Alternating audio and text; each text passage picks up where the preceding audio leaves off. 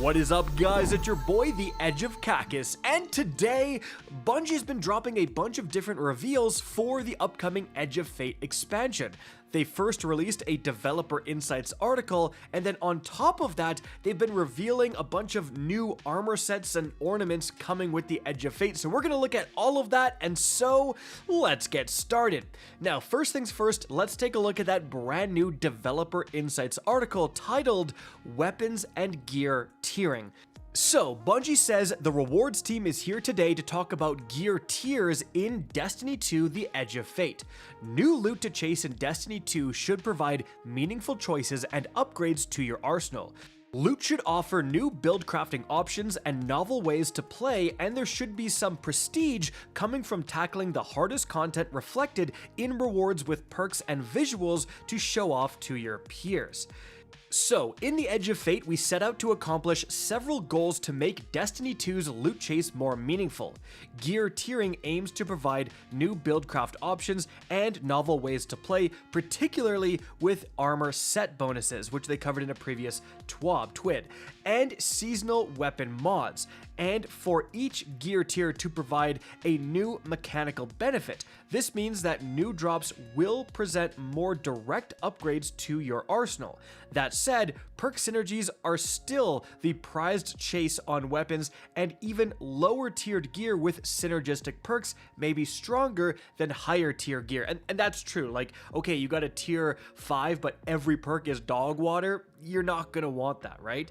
They do also say the chase to upgrade your arsenal will endure through the season as players pursue higher powered gear with more enhanced perks, benefits, and better stats to tackle the most difficult challenges. Lastly, we wanted the final tier for weapons to feel prestigious. These rewards come equipped with a unique shader and combat flare that ignites your enemies into celebratory blue flames when defeated. So, they then go over the exact differences between every weapon tier, and they showcase this Giver's Blessing auto rifle in all of the different tiers. Now, if you're one of my subscribers, you might recognize this because I did the exact same thing weeks ago in my video explaining the differences between all the tiers. I got a dev to sit down with me and give me 5 different Giver's Blessings in all the tiers. So I'm getting where you're taking inspiration from, Bungie, but regardless, guys, here are the differences. Tier 1, base weapon can use the new seasonal mods once acquired. Tier 2, you now have enhanced traits. Tier 3, it drops with 2 traits per column. Tier 4, you now have enhanced weapon mods. This includes seasonal mods, and we're going to go over those in a sec, and enhanced weapon components like barrels and magazines. And then finally, for a Tier 5, you get enhanced origin traits, 3 traits per column, and access to a unique ornament with a unique shader and a unique combat flare. Remember, combat flare is a brand new appearance customization section showcased right here. Like, this is where sweaty confetti will go as well alongside the new blue combat flare for the tier 5s that are coming in the Edge of Fate, guys. Now, they go on to say, although some concepts on this list may sound familiar, there's a few new additions worth talking about. For starters, when fully masterworked, weapons also receive a bonus to all stats equal to the tier of that weapon, meaning a tier 5 weapon has +5 stats across the board on top of the masterwork +4. So that would mean if you have a tier 2, you fully masterwork it, it gets +2 to every stat. Tier 3 gets +3, and again it goes to +5 for every stat. So you're also getting a significant stat bonus as you ascend these tiers. They also talk about seasonal weapon mods. They say they offer new opportunities for build crafting, and then they actually go over all of the different new seasonal mods. So first off, they have Temporal Loader. This weapon loads ammo from reserves when dealing damage to targets that are slowed, frozen, or suspended. Then you have Temporal Tracker. Gain bonus aim assistance or projectile tracking for a moderate duration after picking up an orb of power. After that, you have Temporal Adapter. Readying this weapon grants it bonus stability, handling, and reload speed for a moderate duration that is borrowed from an alternate timeline version of this weapon. Swords gain bonus charge rate and guard resistance. Well, that's crazy. Then you have Temporal Armaments. This weapon gains bonus damage versus Cabal and Vex targets. Interesting. And then Temporal Blast. This weapon stores a portion of its damage dealt into charges. At 5 charges, the weapon's next shot creates an explosive blast on impact that damages nearby enemies. You know, really interesting. Obviously, just getting bonus damage to Cabal or Vex. Like, I mean, if the raid has Cabal and or Vex, that could be a very big deal. And remember, all of these seasonal mods can be enhanced once you get tier 4 or above weapons. And finally, Bungie has a section on earning the new gear. So they say you'll begin your journey on Kepler earning tier 1 gear. With a focus on gaining power, you'll earn new weapons and slowly begin to find occasionally tier 2 gear as you unravel Kepler's mysteries. Upon completing major accomplishments or raising your seasonal power, you'll earn permanent upgrades to Kepler's reward tiers. Across Kepler, gear can be acquired via chests by exploring and uncovering secrets and playing campaign missions, and by focusing engrams with local resources. Once the campaign is completed, new difficulties will be unlocked for replay, accessing higher gear tiers, and a post-campaign activity will appear from time to time, providing even more Kepler loot while it lasts.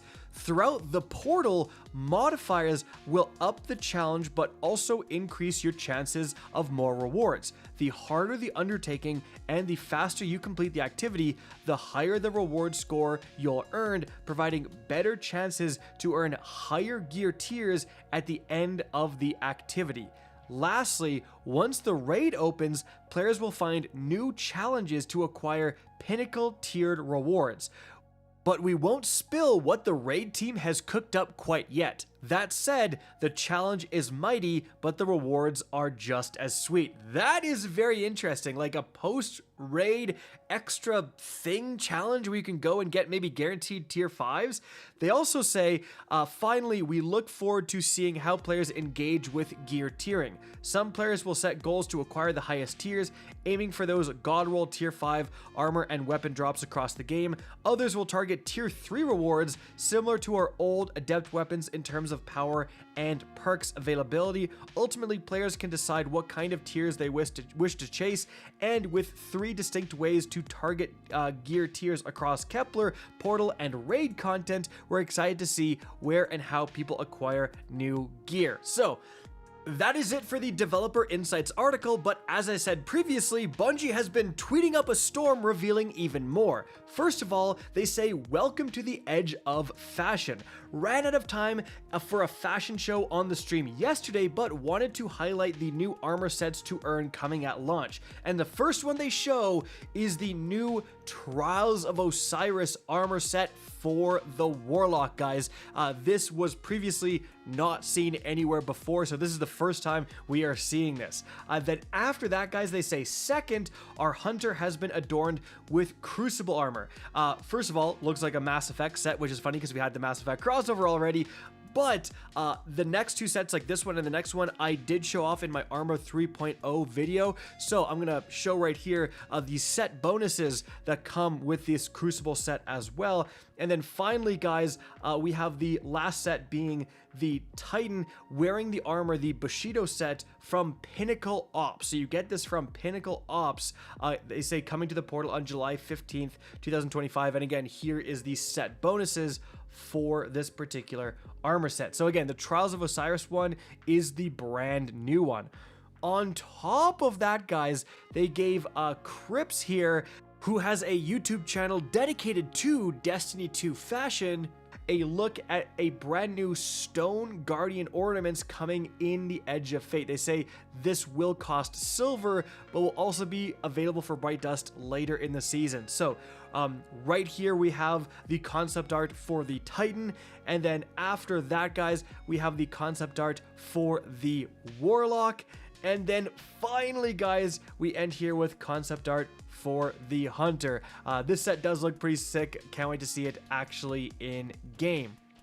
On top of that, guys, Bungie has been tweeting out a bunch of niche Destiny subreddits where they've been revealing new stuff coming in the Edge of Fate. So, as you guys can see right here, they tweeted out like r/fighting lion, and then they dropped this new fighting lion ornament, which is made in the same design as the Vex Caliber. So this looks pretty darn sick, guys.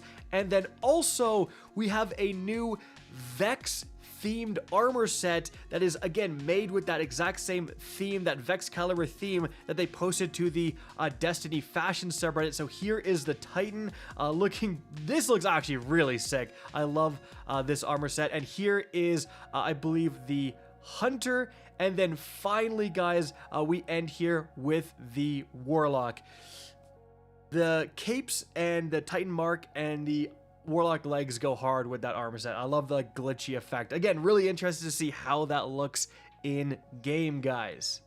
And so, guys, there you have it for the new Edge of Fate information that came out today. I hope you guys enjoyed this video and found it informative. If you did, please remember to help me out by simply rating and especially sharing this video. If you guys want to see more Destiny 2 content similar to this, don't be afraid to slap that subscribe button. If you want to get in touch with me and keep up to date with the latest channel activity, the best way is to follow me on Twitter at RickCacus. That is linked in the description down below. Again, I hope you enjoyed the video, and as always, have a good day.